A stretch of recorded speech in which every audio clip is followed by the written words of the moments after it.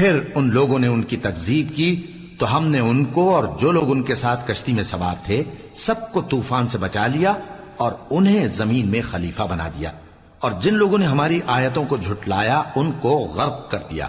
تو دیکھ لو کہ جو لوگ ڈرائے گئے تھے ان کا کیسا انجام ہوا۔ پھر نوح کے بعد ہم نے اور پیغمبر اپنی اپنی قوم کی طرف بھیجے تو وہ ان کے پاس کھلی نشانیاں لے کر آئے، مگر وہ لوگ ایسے نہ تھے کہ جس چیز کو پہلے جھٹلا چکے تھے اس پر ایمان لے آتے۔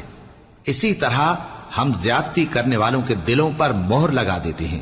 پھر ان کے بعد ہم نے موسیٰ اور ہارون کو اپنی نشانیاں دے کر فرعون اور اس کے سرداروں کے پاس بھیجا، تو انہوں نے تکبر کیا اور وہ گناہگار لوگ تھے۔ تو جب ان کے پاس ہمارے ہاں سے حق آیا تو کہنے لگے کہ یہ تو کھلا جادو ہے۔ موسیٰ نے کہا کیا تم حق کے بارے میں جب وہ تمہارے پاس آیا یہ کہتے ہو کہ یہ جادو ہے، حالانکہ جادوگر فلاں نہیں پانی کے؟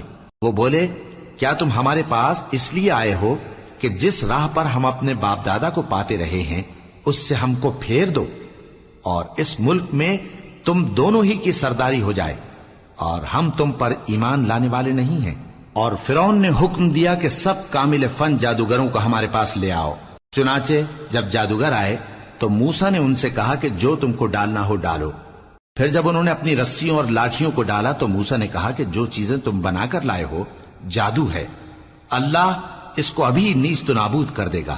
اللہ شریروں کے کام سنوارا نہیں کرتا، اور اللہ اپنے حکم سے سچ کو سچ ہی کر دے گا، اگرچہ گناہگار برا ہی مانے۔